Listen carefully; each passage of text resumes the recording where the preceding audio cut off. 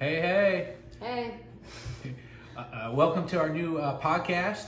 I'm Kristen. And I'm Brian. And it's called Brian and Kristen. Yeah.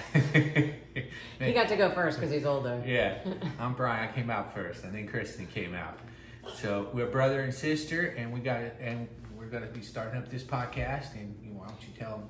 Yeah, so the format is going to be every week. We're going to do this once a week, 15 minutes, so just a little bit of time out of your day. And we are going to share a little bit about where we are, what we're up to, so you can follow us around. We travel a bit, so updates there. And then the best part is that we're going to be taking questions from viewers, listeners, that you may have for us to give our opinion on. So I'm sure you can imagine you're going to probably get two totally different perspectives.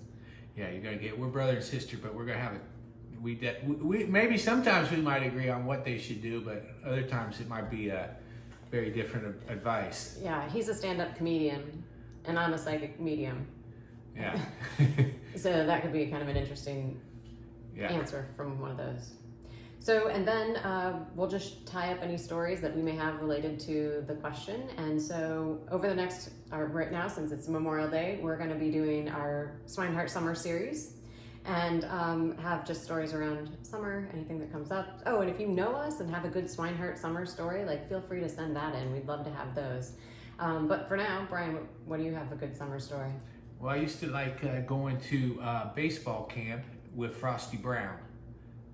Remember Frosty Brown? I do remember Frosty Brown. Frosty Brown was from Troy, Ohio, and he was a famous baseball coach around there. And you have baseball camp, and you go with other kids, you go to baseball camp, and then Frosty had at his house, he had a pitching machine and a batting cage, and you go in there,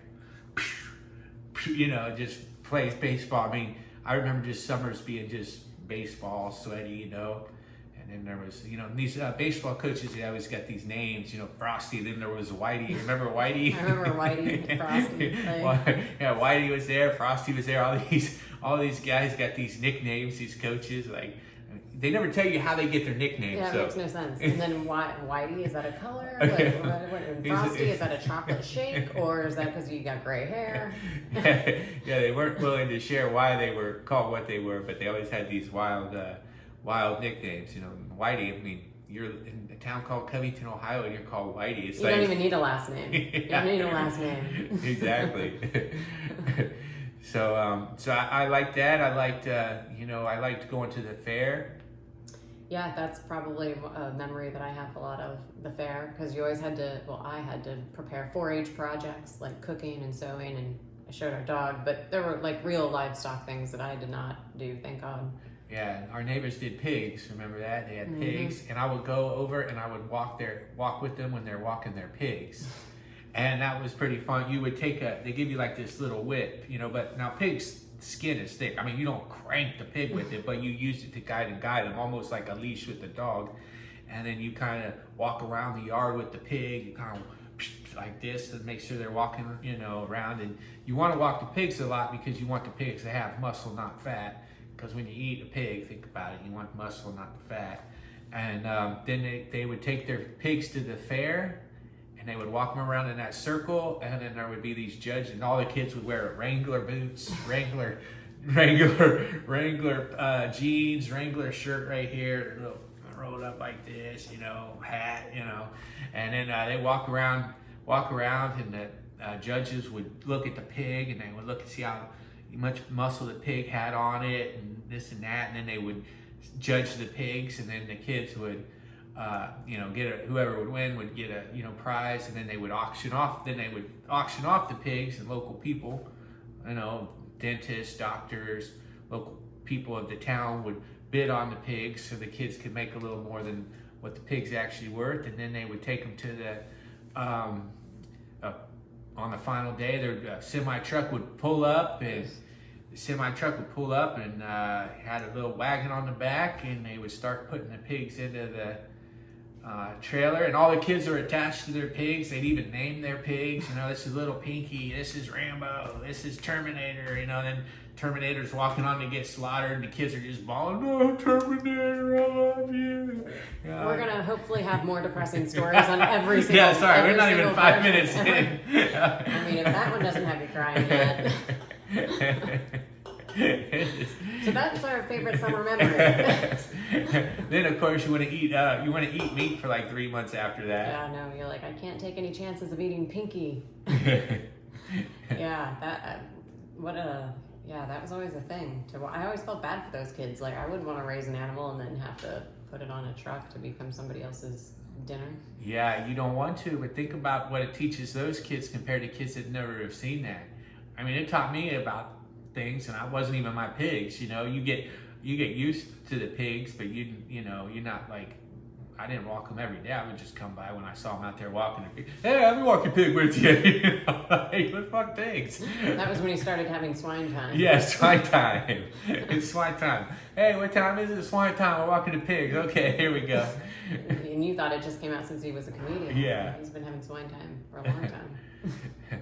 So, but that was, so that's one of my more favorite memories is that one. Doing that.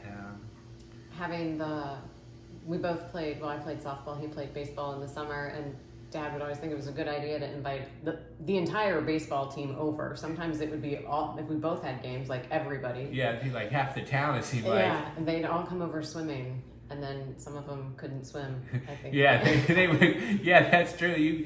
Everybody would come over swimming, and the baseball coaches would be all like, "Okay, who here knows how to swim?" Everybody would raise their hand. I know how to swim. I know how to swim. I know how to swim. All right, jump in. There's always a kid who jumps in and just starts sinking. Like, immediately plummets. And keep in mind, this was like when pools were actually like allowed to be 10 feet, or I don't think a lot of people have them that deep anymore. Yeah. So it's like, that's no joke. And then they're like flailing around. I remember one girl started sinking from my baseball team, and a dad was there, and he was on the fire department, threw his pager to the side, and then dove in with his clothes, like rescued her. I still can see it in my mind too. I can remember she had some leopard print bathing suit on and was like flailing around, arms are moving. Like, oh, it's not good. And she jumped off the diving board. I mean, I gotta give her credit. If I look back, I was like, wow, she was really brave. She knew she couldn't do it, and she still tried off the diving board. That's like, it's not like just going into the... No, it's like, I know I can't do this, but man, I'm going to go in with a bang. I guess that's a good way to learn to swim, like sink or swim. Just go for the gusto. And what did the baseball coach say after he saved her life? I mean, I think he kind of was like, I had a feeling she didn't really know how to swim, but I just watched for a moment. And he goes, yeah, I had to go in. He was like, I think he was prepared that, like, I don't know if she's actually can really swim. And then sure enough, he was like, there goes the pager, dives right in. Oh, man. Yeah, well, and then now for the rest of life, I almost died, but luckily the fireman. I mean, isn't it so funny? Of course, there just happened to be a fireman. Exactly. Perfect. Dive in. Covington Volunteer Fireman. You saved a life. People don't understand the volunteer fire department's real. Yeah, they need to know where. Well, we just got to put them. Covington's such a small town. You just got to put a couple volunteer guys wherever the action is at the time. Yeah. Right. There could be a problem here. Yeah. Okay, they're gonna go swimming here, so let's send one guy out there. Yeah. And then on the other side of town, there might be one other event coming, Maybe. Going out. Somebody's fishing in a boat and it might tip. Yeah, that'd be, in a stream, it'd be in a stream. Yeah. So, yeah, that was fun. I always we had our friend Fragile couldn't swim, and people would always threaten to throw him in. Remember that? He'd be sitting in his chair, watching everybody swim, and he was terrified to swim. And within the day, somebody would run behind him, Fragile! Oh! Oh, God.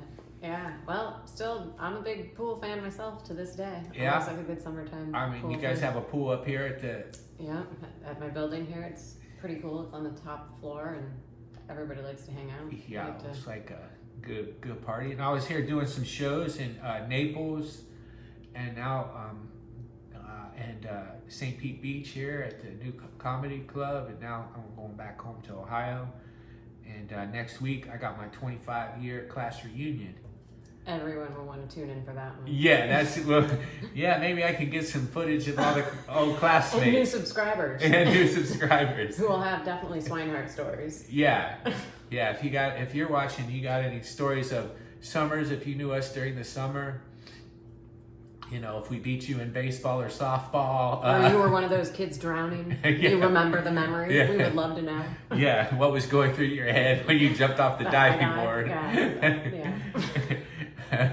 The diving board is something you're supposed to build up to. You know, it's like 3 foot, 5 foot, 6 foot underwater, cannonball, pencil dive from regular, you know, then the cannonball, then to dive, and then the diving board. That's the final chapter. You can't just skip from, you know. Well, apparently you can. You can. You can. You just need a fireman there who can pull you out of the water. Right, so. Oh man, that would have sucked. That definitely would have. Good thing he was there. The pool party would have been canceled for the day. Yeah, I mean, I think people thought we were a little bit nuts to have all those kids over. I think we were a lot bit nuts. Looking back, I'm like never. Now that I'm an adult, I'm like, liability. What were they thinking? I mean, we didn't know better. We were kids, but now I'm like, man, kids were, you know. Yeah, how many people, I'd like to take a poll. How many grown adults would allow that many 8-year-olds over with the swimming pool? So we're saying about 20. It would have been at least, let's say it was your team and my team, because there was a couple times like that. So your team would have had at least 12 or 15. Mm-hmm. My team would have had at least 12 or 15. Plus, you got the random kids who are brothers of somebody or sisters of somebody. Oh, we got to go to something. Can you take the brother and sister? Yeah. Okay. Yeah. So there was probably days when it was a good 30 kids running around, jumping in. You know, I remember one of the kids would sit underneath the diving board. This used to tick Mom off. She would get so mad. He would sit underneath the diving board as kids would jump off the diving board and see how close it got to hitting. You know, hitting him on the head? Yeah. Oh my God. She would just sit there. Hey, tell him to stop doing it. So I had to go, hey man, you can't be sitting under. Just make up stupid games, man. Oh my God, that is dumb. He would just be underneath the diving board. Hold on while I sit here and see if somebody can smash my head in with a diving board. I can see why Mom wouldn't want that. Yes. She'd always, I know some of them are peeing in the pool. Mom, I just did. Okay. It's been there 2 hours. They've been outside for 2 hours. None of them come inside yet to use the bathroom. Oh, God. So, polling question. Would you allow that many kids over at your house swimming in a 10-foot? There was a 3-foot side if they knew to stay over there, but that's a pretty big pool. Yeah, that's a lot of kids. Pool. Although there were good parents that came and would be like, well, we'll chaperone, like the firemen. Yeah, you did have people always helping out. That's a good thing. You know, people still remember. I always liked that. I would bring the after the game the sodas and stuff. Oh, yeah. I mean, the last thing you need too, right before you take your kids to go swim, a big old thing of sodas. Because they're drinking, you know, like Sunkist and that grape soda. Grape soda, root beer was a big one. I remember that. You know, kids would just go to town on those. So it was kind of never ending with the with the amount of fun we had there, I guess. But the pool was one of the best things about summer growing up. I mean, the pool is all. I mean, when you think summer, the pools are always in water and beaches. But yeah, we had some wild times. I think about that. I'm like, how the heck? I would not want, right now, I would not want 30 adults hanging out by the pool. Or just going to even so that's one of my highlights. So, okay, so what are we going to do next? What's our plan from here on out with our new podcast? Right, so we are going to give you an email address that you can email any questions or topics or things that you would like to hear our perspective on. So it's Brian and Kristen, BRIAN, and A-N-D, Kristen, KRISTEN, 1, @gmail.com. So send us any questions, ideas, stories that you have, because we want to cater this to things that you want to know about. Yeah. And so moving on out, we're going to have this once a week, 15 minutes. Hopefully it's entertaining, maybe depressing with pig stories. I don't know. Hey, it's swine time at the first one, right? I mean, of course, that is appropriate. We have to talk about pigs in the first, with a name like Swinehart. Yeah. That's what's going to happen. Cool. All right, so we'll see him on the next one. Yep. See you on the next one.